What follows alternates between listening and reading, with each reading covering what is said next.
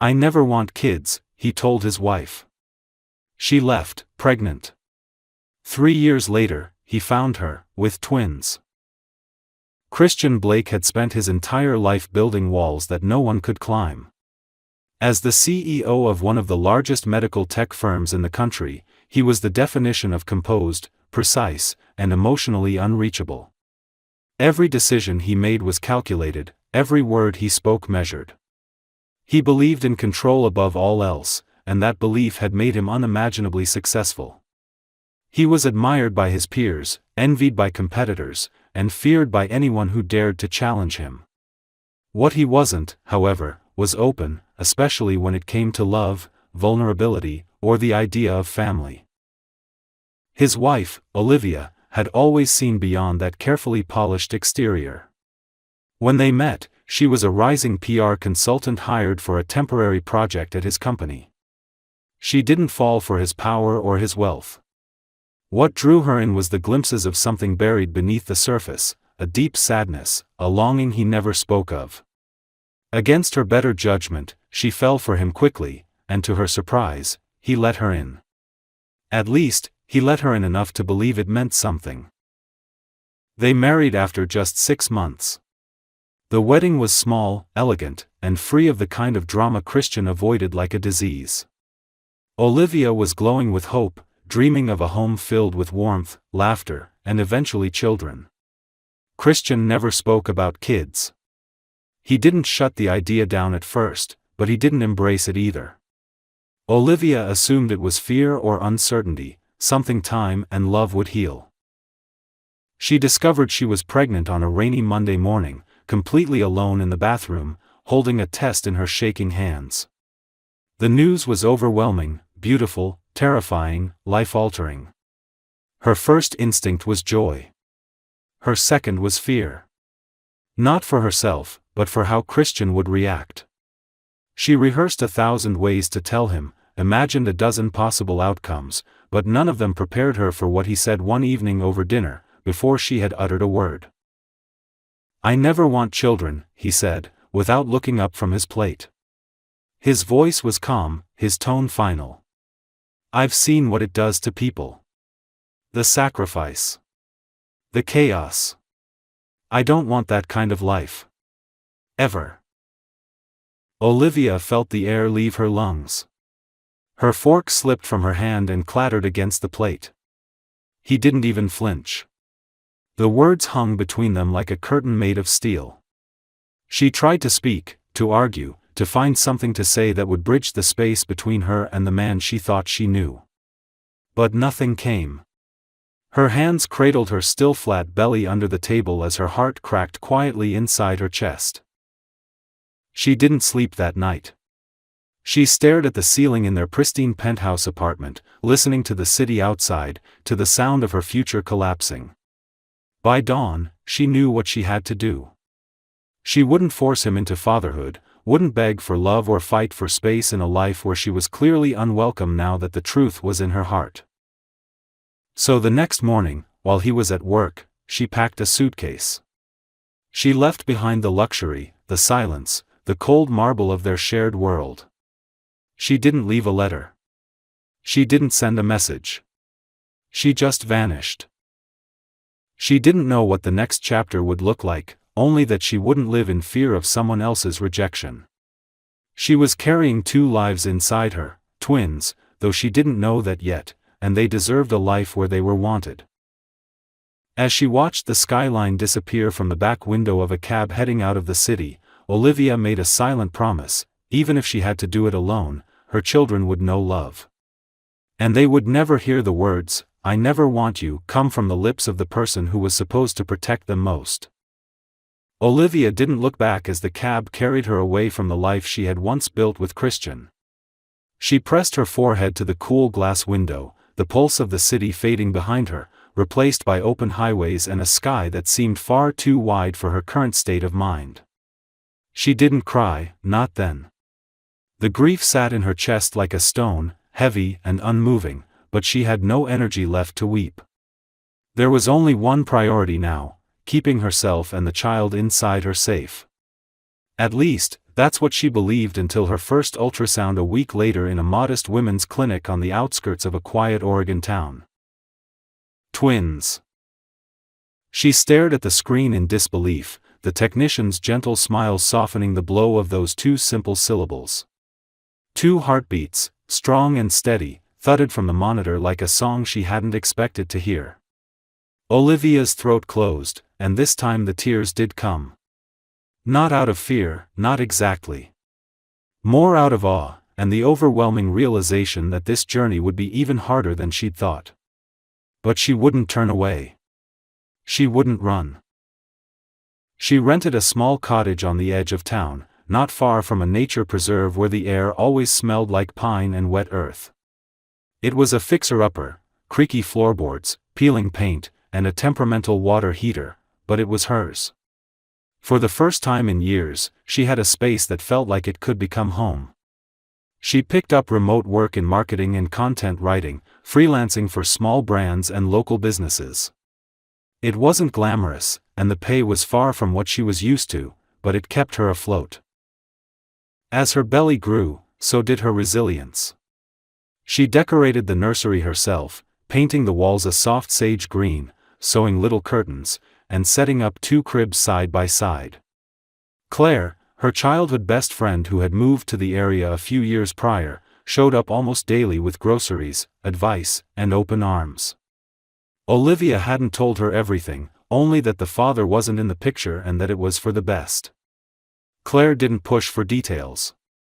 She just stayed, and that made all the difference. The pregnancy was hard. There were days Olivia couldn't move without pain, nights when the weight of her growing body kept her awake, and mornings when nausea returned despite being well into the 2nd trimester. Still, she endured it with a quiet kind of strength, the kind that wasn't dramatic or loud, but steady, patient, and full of quiet determination. The girls arrived one rainy evening in late spring, just after a thunderstorm had rolled over the valley. The labor was long, brutal, and complicated, but Olivia never let go of her resolve. When Lily was placed in her arms, wide-eyed and squirming with a shock of soft brown hair, Olivia broke down entirely. And when Violet followed 2 minutes later, identical to her sister but with a slightly more stubborn cry, she felt something inside her finally settle. They were beautiful. They had Christian's eyes, bright green, sharp, unmistakable, but none of his distance. Their fingers curled tightly around hers, their breaths light as whispers, and for the first time since leaving New York, Olivia felt whole. The months that followed were both a blur and a miracle. The girls grew quickly, always close to each other, always reaching out in sleep, as if afraid to be separated even for a moment.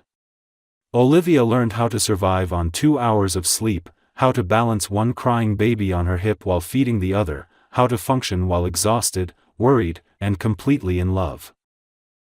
There were moments when doubt crept in, late at night, usually, when the girls were finally down and the silence in the house felt deafening. She'd lie awake and wonder if she had done the right thing. If she had robbed them of something by choosing to leave. But then she'd remember Christian's voice, so cold and certain, saying, "I never want children," and it would steel her spine again. He hadn't been ready. He hadn't wanted them. And she couldn't raise them in a world where they were seen as burdens. Still, there were times she'd catch a glimpse of Lily's smirk or the tilt of Violet's head and feel her breath catch in her throat. They were his in so many ways, and yet they were hers completely. That paradox stayed with her every day. 3 years passed this way. The girls were full of life, smart, mischievous, and endlessly curious. They loved animals, music, and helping their mother cook, though helping usually meant making a mess. Olivia poured everything she had into them, and though she still bore the scars of what had happened, she carried herself with a grace that came only from surviving the hardest things and still choosing joy. She didn't know that everything was about to change again. That fate had a way of rewriting stories when you least expect it. That sometimes, the person you least believe will return is the one you can never outrun.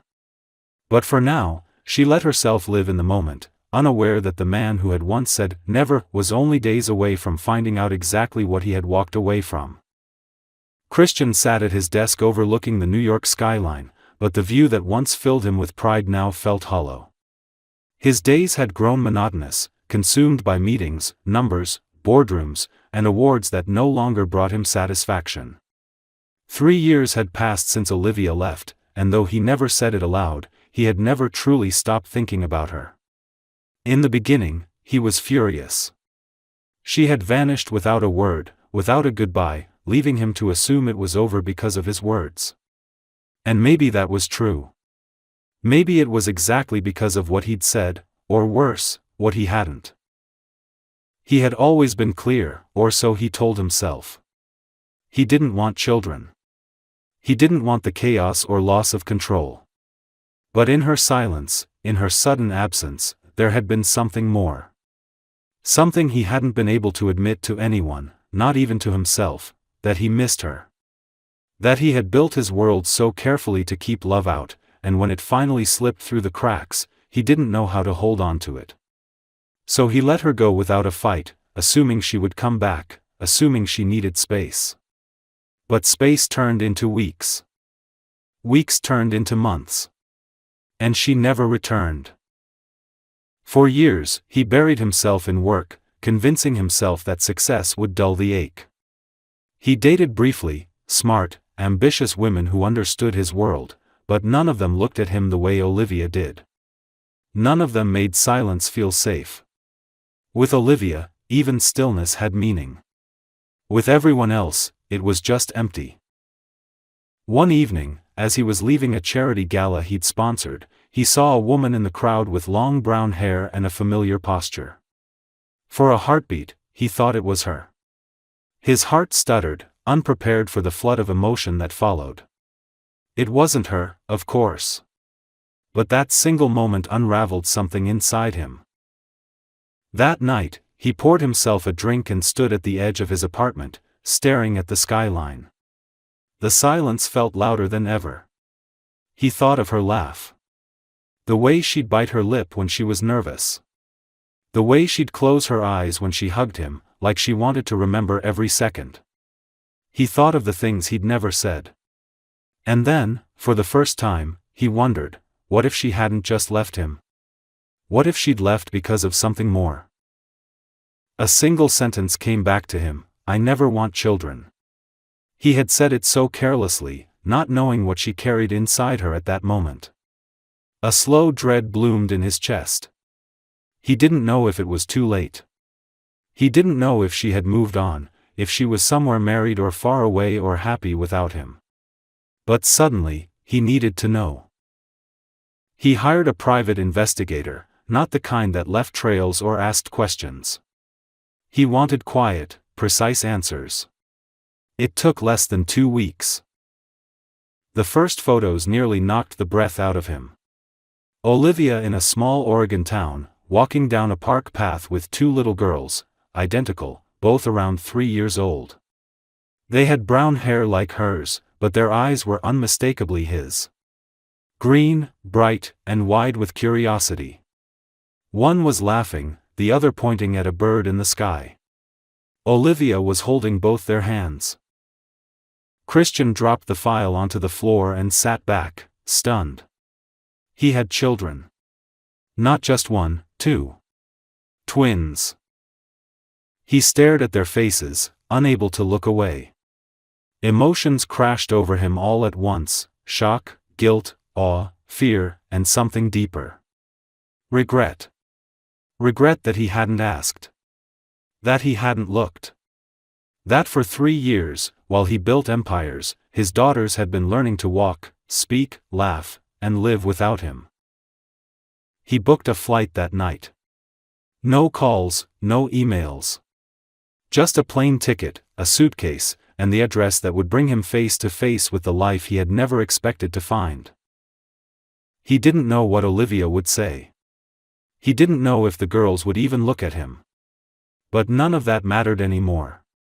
He needed to see them. To understand. To face the cost of his silence. For the first time in his life, Christian Blake didn't have a plan. Only a question he couldn't ignore any longer: what if love was the one thing he should have fought for? The flight to Oregon felt like a journey through time. Christian sat by the window, his reflection staring back at him in the glass, unfamiliar and uncertain. He had been to 1,000 destinations in his life, closed multi-million-dollar deals, stood on global stages, but he had never felt this kind of anxiety in his chest. There was no meeting agenda, no script, no assistant beside him feeding statistics. There was only the possibility of a confrontation he couldn't prepare for, and the haunting knowledge that 3 years had passed, years that belonged not only to Olivia but to the daughters he had never held, never kissed, never even named. He arrived in the small town mid-morning, the air crisp and the streets quiet. It was nothing like the world he'd come from: no skyscrapers, no horns, no rush. Just trees lining narrow roads and people who nodded when they passed. He found the park first, the one from the photos. It was modest, surrounded by tall pines, with a small playground and a path that curved around a pond. He didn't approach at first. He sat in his rental car, his hands tightening on the steering wheel as he watched a mother and her 2 daughters near the swing set. Olivia hadn't changed much. Her hair was longer, pulled back in a simple braid, her clothes soft and practical, her face older but still beautiful in a way that made his heart ache. The girls were running circles around her, one tripping and falling into her arms, the other pointing to the ducks with such animated joy that Christian had to look away. He felt something crack open inside him, something he'd locked away so long ago he didn't even remember the sound of it. He waited until the girls were distracted, chasing each other toward the grass, before he stood and walked toward her. Olivia looked up. Her eyes met his, and for a second, everything else fell away. There was no greeting, no smile. Just shock, cold and immediate. She stood slowly, as if unsure whether she was dreaming or seeing a ghost. Her posture stiffened. Her hands instinctively went to her sides, protectively scanning for the girls. "What are you doing here?" she asked, her voice low but sharp. The tone wasn't angry, not yet, but full of pain barely concealed beneath the surface. "I had to see you," he replied quietly. "I had to see them." Her expression faltered, and a storm passed through her eyes. "Now?" she said. "After 3 years?" Christian stepped closer, but stopped at a respectful distance. "I didn't know," he said. "I swear, Olivia. I didn't know you were pregnant. I thought you left because of what I said. I thought it was over." "It was over," she snapped, then lowered her voice as the girls turned to glance at them. "You said you never wanted children. I was already carrying them when you looked me in the eye and told me they were the last thing you'd ever want. I couldn't stay after that." "I know," he said. "And I hate myself for it." She blinked, startled by the rawness in his voice. For a moment, the armor she wore cracked. He saw her pain, but also her strength. She had built a life here, without him. A life that didn't include his name, his money, or his mistakes. The girls ran back toward her, laughing. One of them, Lily, stopped and stared up at Christian with wide green eyes. She tilted her head, curious. "Mommy, who's that?" she asked. Olivia's breath caught. Her eyes searched Christian's face for a sign, for guidance, but none came. She knelt beside Lily and smoothed a curl from her cheek. "He's someone I used to know," she said slowly. Violet approached and stood beside her sister, clutching her twin's hand. Christian knelt down too, ignoring the expensive suit, the dirt on the grass, the shaking in his hands. "My name is Christian," he said gently. "It's really nice to meet you." Lily narrowed her eyes, thoughtful in that serious way only children could be. "Do you live here?" "No," he said. "But I came a long way just to see you." Violet whispered something in Lily's ear and the two girls giggled. Then, without warning, Violet reached out and touched his tie. "It's shiny," she said, then looked back at Olivia as if seeking permission. Olivia didn't speak. But she didn't stop them either. Christian stood and looked at her. "I'm not here to take anything away," he said. "I just want to get to know them. I know I don't deserve it. But I had to try." She was quiet for a long time. Then, without meeting his eyes, she said, "We come here every afternoon." It wasn't forgiveness. It wasn't acceptance. But it was a beginning. Christian watched as she took the girls' hands and led them down the path, the way he had seen in those photos. But this time, he wasn't just watching. This time, he was walking behind them, with hope in his heart and the first steps of a second chance under his feet. Christian returned to the park the next day, unsure if he would see them again. He arrived early, his heart heavy with both anticipation and self-doubt. The small town moved slowly, and yet the minutes dragged like hours as he sat on the same bench near the swings where he'd first seen them. He wasn't used to waiting. In his world, things happened when he commanded them to. But now, none of that mattered. He couldn't buy forgiveness, couldn't rush healing, couldn't force Olivia to open the door he'd once slammed shut with 7 careless words. All he could do was show up. And then, just as the wind picked up and a few clouds slid across the sun, he saw them. Olivia walked hand in hand with Lily and Violet, their little feet moving in mismatched rhythm as they skipped along the path toward the playground. The girls spotted him first and broke into small, unsure smiles. Olivia hesitated before offering a small nod, the kind of gesture that didn't say she was ready to talk, but also didn't ask him to leave. It was enough. He rose, brushed off his coat, and met them halfway. The girls ran straight to the swing set, laughing and pushing each other gently while Olivia leaned against the wooden fence, arms crossed tightly over her chest. Christian stood beside her, keeping just enough distance to respect the unspoken boundaries. For a long moment, neither of them said anything. The only sounds were the girls' laughter and the distant creak of the swings. Finally, Olivia spoke, her voice measured and steady. "You're not staying long, are you?" "I don't know," he admitted. "I didn't come with a plan.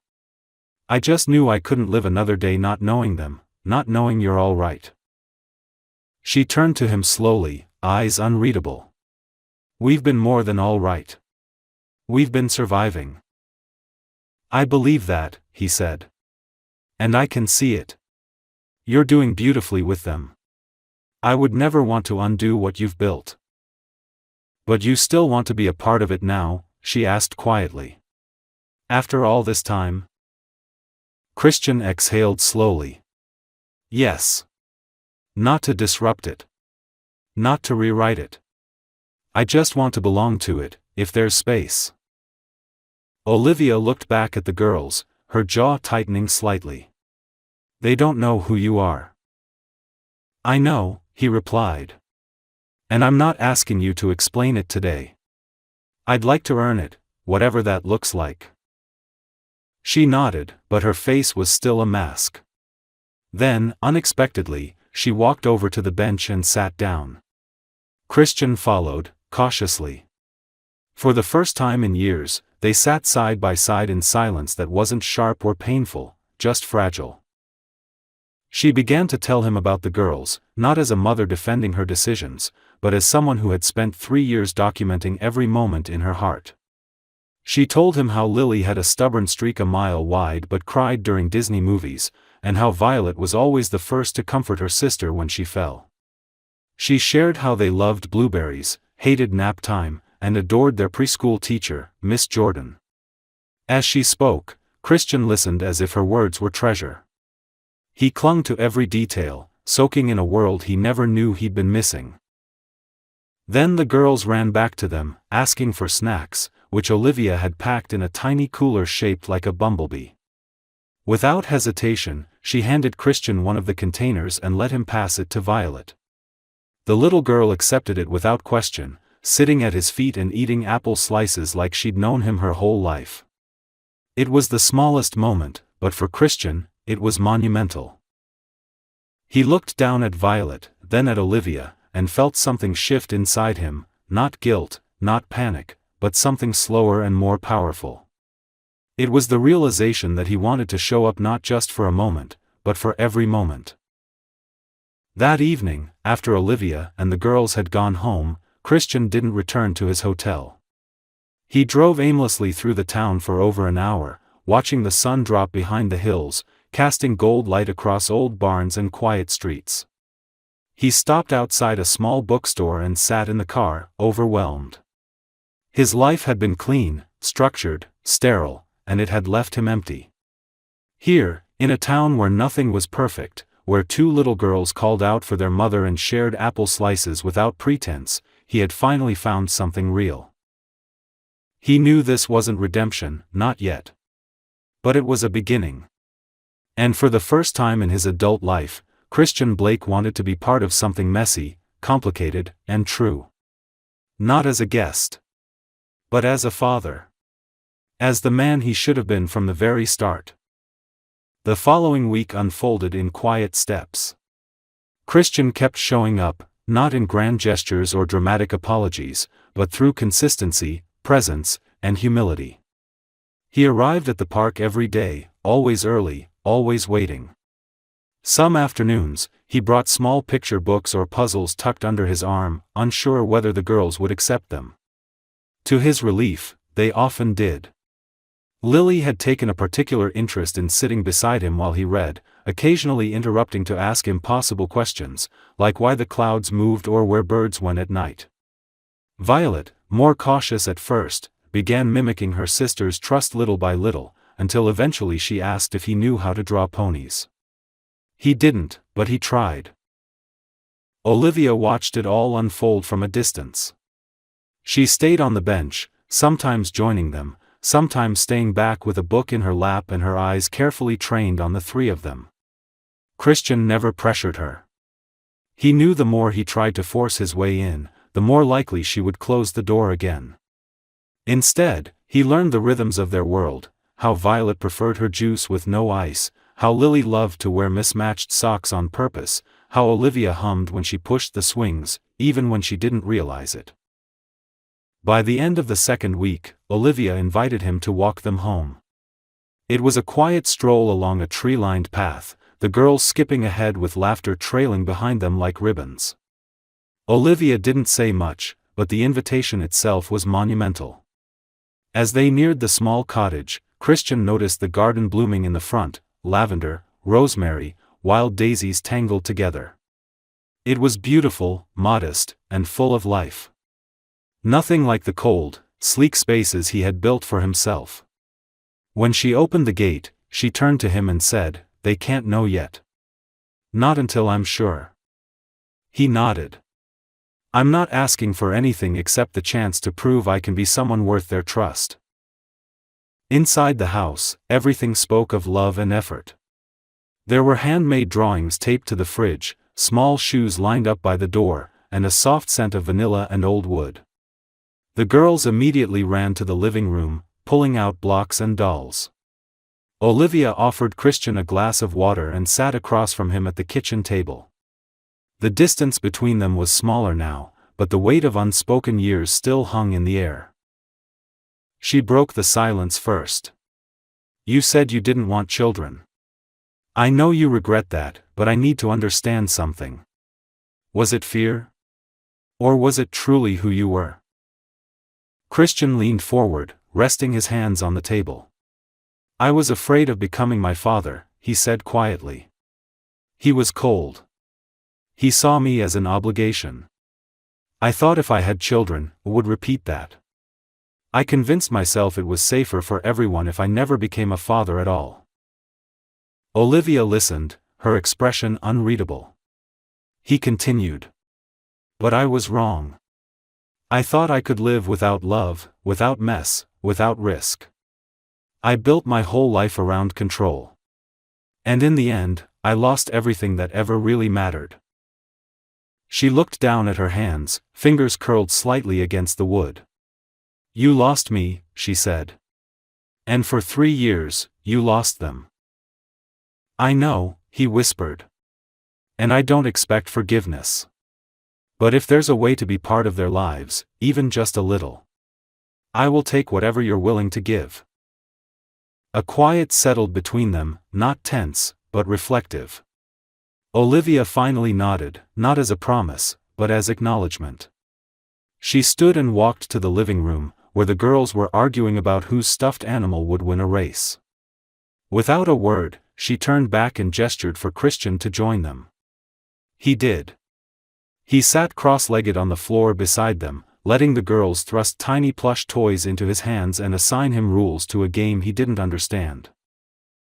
The afternoon passed in a blur of stories, blocks, laughter, and spilled juice. When it was time to leave, Olivia walked him to the door. She didn't say goodbye. Instead, she said, "Same time tomorrow?" And Christian, feeling the quiet weight of hope blooming in his chest, simply nodded. That night, he returned to his hotel and sat by the window with the lights off. The city was distant now, his past life dimmed by the new one unfolding in front of him. He wasn't sure where this path would lead. But for the first time in years, he felt like he belonged somewhere. Not in a boardroom or a penthouse, but on the floor of a small cottage filled with laughter and broken crayons. He didn't know how long it would take. But he would keep showing up, day after day, until Olivia, and his daughters, knew he was there to stay. Summer began to soften the edges of the little Oregon town, bathing it in golden light and long, quiet evenings. Christian had extended his stay, turning days into weeks without ever setting a departure date. He rented a small house not far from Olivia's, nothing extravagant, just a simple place with tall windows and a porch that overlooked the trees. It was the first home he'd ever chosen for reasons that weren't rooted in status or convenience. Every morning, he woke up early and walked the long trail behind the cottages, sometimes passing Olivia and the girls on their way to the park. They had developed a rhythm now, not quite a routine, but something close to it. Lily and Violet had begun asking more questions. They wanted to know why Christian always came to the park, why he remembered which juice boxes they liked, why he sometimes stared at them like he was memorizing their faces. Olivia had not yet told them the truth, but she knew that moment was approaching. And as she watched Christian each day, how he crouched beside them in the grass, how he listened, really listened, to their long-winded stories, she began to believe he might be ready to hear it from their lips, not just from hers. One afternoon, while the girls napped after a morning of playing hide-and-seek, Olivia invited Christian inside and sat him down at the kitchen table with 2 mugs of coffee. Her expression was cautious, but not guarded. She had been thinking about this moment for weeks. The question that had lingered inside her wasn't whether he loved the girls, she could see he did. It was whether he would still love them after the truth was spoken out loud, after it no longer sat safely in implication or silence. "They're old enough to start understanding," she said carefully, wrapping her fingers around the warm mug. "They already sense that there's something different about you." Christian nodded, his eyes steady. "I know. I've been waiting for you to tell me when it was the right time." "I don't think there's such a thing as a right time," she admitted. "But there is an honest one. And I think that time is now." They decided together that Olivia would tell them first, gently, in her own words. Christian would stay nearby, in the living room, in case they had questions or, if they simply wanted to run into his arms without needing words. Neither of them knew how it would go. Neither of them pretended to. That evening, the girls sat on the rug in front of the fireplace, coloring with their usual intensity. Olivia sat with them and slowly, lovingly, told them a story about a man who had once loved their mother but hadn't understood love very well. She spoke of fear and growth, of mistakes and second chances. She told them that the man they had come to know, the one who helped build castles from blocks and made funny voices when reading bedtime stories, wasn't just a friend. He was their father. The room went quiet. Pencils dropped to the floor. Violet looked confused, Lily more curious than anything. Olivia waited, heart pounding, breath tight in her throat. "Really?" Lily asked, her small voice filled with wonder, not hurt. Olivia nodded slowly. "Yes, baby. He didn't know about you when you were born. But once he did, he came." Violet blinked at her sister, then turned toward the doorway where Christian stood silently, barely breathing. "Is that why his eyes look like ours?" she asked. Christian stepped forward, kneeling beside them with more gentleness than Olivia had ever seen in him. "That's part of it," he said softly. "But mostly, it's because you're mine. Both of you. You always have been." There were no dramatic tears, no movie-perfect embrace. But the girls moved toward him slowly, Lily first, curling into his side like it was the most natural thing in the world. Violet followed moments later, leaning into his chest, quiet and wide-eyed. That night, Christian stayed for dinner. He helped clean up, read their bedtime story, and kissed the tops of their heads when Olivia tucked them into bed. They didn't call him Dad, not yet, but they called him by name with more warmth, more ownership. And for Christian, that was enough, for now. Later, when the house was quiet, he sat on the porch with Olivia, a blanket draped over her legs and a glass of wine in her hand. The stars above them shimmered in clear, perfect silence. She didn't say much, just leaned her head gently against his shoulder. "You're not the man I left," she whispered. "And I don't think I'm the same woman anymore either." Christian didn't answer right away. He simply took her hand in his, lacing their fingers together. "No," he said finally. "But maybe that's the point. We had to break apart to become the people who could do this right." And for the first time, neither of them looked away. As summer gave way to early autumn, the small town began to shift under a soft golden haze. Leaves turned amber and rust, the days grew shorter, and Olivia's cottage took on a new kind of warmth. It wasn't just the season. It was the feeling of something settling into place after years of imbalance. Christian had quietly become part of their world, not as a visitor, not as an interruption, but as someone who belonged. The girls now expected him each morning, rushing to the door when they saw his car pull up, their arms outstretched, voices overlapping with eager stories and questions. They still called him Christian, but there was something different in the way they said his name now. It was tender, instinctive, full of trust. It no longer held the distance of a stranger, but the rhythm of someone who had always been there, even if he hadn't been present in the beginning. Christian's life in New York felt like a distant echo. His assistant continued to send emails and summaries. He had delegated most of his authority, and though his board didn't understand why, he no longer cared about explaining. For the first time, he was living not for quarterly gains or market share, but for moments that couldn't be measured. Pancake breakfasts where Violet insisted on shaping hers like stars. Afternoons helping Lily build obstacle courses from couch cushions and broomsticks. Evenings when Olivia, exhausted but glowing, leaned into him as the girls fell asleep in their arms. He began documenting the small things, photos, scribbled notes, drawings the girls gave him. It wasn't to share with anyone. It was for himself, to hold on to a life he had nearly lost. One crisp October afternoon, Christian took Olivia and the girls to a harvest festival outside of town. There were hayrides, caramel apples, and a corn maze that the twins insisted on solving without help. He watched them run ahead, their laughter cutting through the wind like music. Olivia stood beside him, cheeks flushed from the cold, her scarf tangled in her hair. He turned to her and realized he didn't want to wait anymore. Not out of fear, not because of guilt, but because everything about this moment felt right. That night, after the girls had fallen asleep in the back seat on the drive home, he carried them into the house one by one, tucking them in carefully, brushing back their hair with a tenderness that no longer surprised him. Olivia waited for him outside on the porch, her arms wrapped around herself, her eyes calm but questioning. He didn't say anything at first. Instead, he took her hands, reached into his jacket pocket, and pulled out a small velvet box, not with the urgency of a man trying to fix the past, but with the quiet determination of someone ready to build a future. She didn't open it. She just looked at him, breath held in her chest, tears brimming without falling.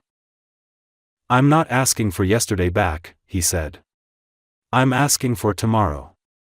For every tomorrow you'll give me. Not just as a man who loves you, but as the father I wasn't, and the one I want to be." Olivia was quiet for a long time, the autumn breeze brushing across her face, carrying memories and possibilities all at once. Then, finally, she opened the box. Inside was a ring that was simple, elegant, nothing like the one he had given her years ago. That one had been expensive and cold, a symbol of control. This one felt real, something chosen with care, with humility. She took his hand and slid the ring onto her own finger. No dramatic yes, no whispered vows. Just action, choice, trust. In the months that followed, they didn't rush a wedding. There were no grand announcements or parties. Instead, they focused on their family. Christian officially adopted Lily and Violet, and they chose to hyphenate their last names, not to erase anything, but to honor every part of who they were and where they came from. The girls began calling him Dad on their own one morning at breakfast. Christian had turned to respond and dropped his spoon, stunned. Olivia had simply smiled, eyes wet, and reached across the table for his hand. Later that year, they planted a tree in the backyard. A maple. Christian dug the hole while the girls danced around with watering cans. Olivia tied a ribbon around the trunk.